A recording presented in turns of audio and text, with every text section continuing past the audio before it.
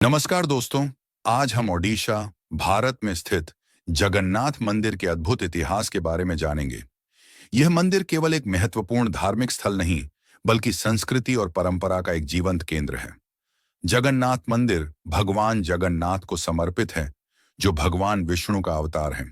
इसका निर्माण 12वीं शताब्दी में राजा अनंत वर्मन चोदगंगा देव ने करवाया था, जो पूर्वी गंगा वंश के शासक थे। मंदिर को जगन्नाथ, बलभद्र और सुभद्र की लकड़ी की मूर्तियों को रखने के लिए बनाया गया था। कथानक के अनुसार मूर्तियों को दिव्य कारीगर विश्वकर्मा द्वारा बनाया गया था और ये देवताओं का सार्थक रूप है। यह मंदिर अद्वितीय कालिंगा वास्तुकला का उदाहरण है, जिसमें जटिल नक्काशी और ऊंचे शिखर हैं। मुख्य मंदिर की ऊंचाई 65 मीटर से अधिक है, जो इसे भारत के सबसे ऊंचे मंदिरों में से एक बनाती है। एक उल्लेखनीय विशेषता रथ यात्रा है, जहां देवताओं को भव्य रथों में निकाला जाता है, जो हर साल लाखों भक्तों और पर्यटकों को आकर्षित करती है।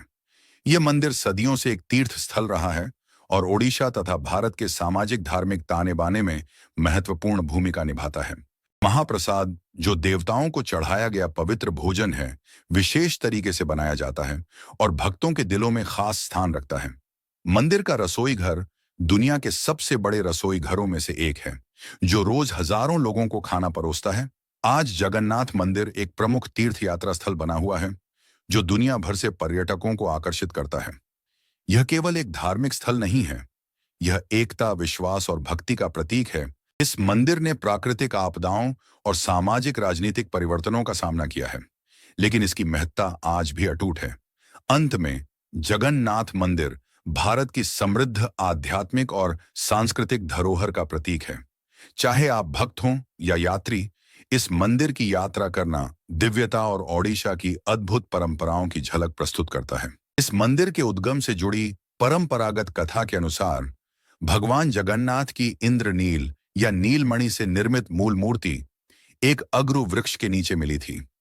यह इतनी चकचौंध करने वाली थी कि धर्म ने इसे पृथ्वी के नीचे छुपाना चाहा। मालवा नरेश इंद्रद्युम्न को स्वप्न में यही मूर्ति दिखाई दी थी। तब उसने कड़ी तपस्या की और तब भगवान विष्णु ने उसे बताया कि वह पुरी के समुद्र तट पर जाए और उसे एक दारू लकड़ी का लट्ठा मिलेगा। उसी लकड़ी से वह मूर्ति का निर्माण कराए। राजा ने ऐसा ही किया और उसे लकड़ी का लट्ठा मिल भी गया।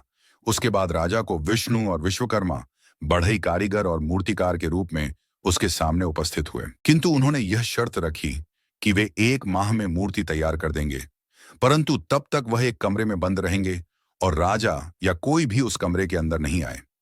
माह के अंतिम दिन, जब कई दिनों तक कोई भी आवाज नहीं आई, तो उत्सुकतावश राजा ने कमरे में झांका और वह वृद्ध कारीगर द्वार खोलकर बाहर आ गया और राजा से कहा कि मूर्तियां अभी अपूर्ण हैं, उनके हाथ अभी नहीं बने थे। राजा के अफसोस करने पर मूर्तिकार ने बताया कि यह सब दैववश हुआ है और यह मूर्तियां ऐसे ही स्थापित होकर पूजी जाएंगी। तब वही तीनों जगन्नाथ, बलभद्र और सुभद्रा की मूर्तियां मंदिर में स्थापित की गईं। चारण परंपरा में माना जाता है कि यहाँ पर भगवान द्वारिकाधीश के अध जले शव आए थे, जिन्हें प्राची में प्राण त्याग के बाद समुद्र किनारे अग्निदाह दिया गया। पर भरती आते ही समुद्र उफान पर होते ही तीनों आधे जले शव को बहा कर ले गया। शव पुरी में निकले। पुरी के राजा ने तीनों शव को अलग अलग रथ में रखा। शवों को पूरे नगर में लोगों ने खुद रथों को खींचकर घुमाया और अंत में जो दारू का लकड़ा शवों के साथ तैर कर आया था, उसी की पेटी बनवा के उसमें धरती माता को समर्पित किया। आज भी उस परंपरा को निभाया जाता है, पर बहुत कम लोग इस तथ्य को जानते हैं। ज्यादातर लोग तो इसे भगवान जिंदा यहाँ पधारे थे ऐसा ही मानते हैं। चारण जगदम्बा सोनल आई के गुरु पूज्य दौलतदान बापू की हस्तप्रतों में भी यह उल्लेख मिलता है। यहाँ विस्तृत दैनिक पूजा अर्चनाएं होती हैं। यहाँ कई वार्षिक त्योहार भी आयोजित होते हैं, जिनमें सहस्रों लोग भाग लेते हैं। इनमें सर्वाधिक महत्व का त्योहार है रथ यात्रा, जो आषाढ़ शुक्ल पक्ष की द्वितीया को, तदनुसार लगभग जून या जुलाई माह में आयोजित होता है। इस उत्सव में तीनों मूर्तियों को अति भव्य और विशाल रथों में सुसज्जित होकर यात्रा पर निकालते हैं। यह यात्रा 5 किलोमीटर लंबी होती है।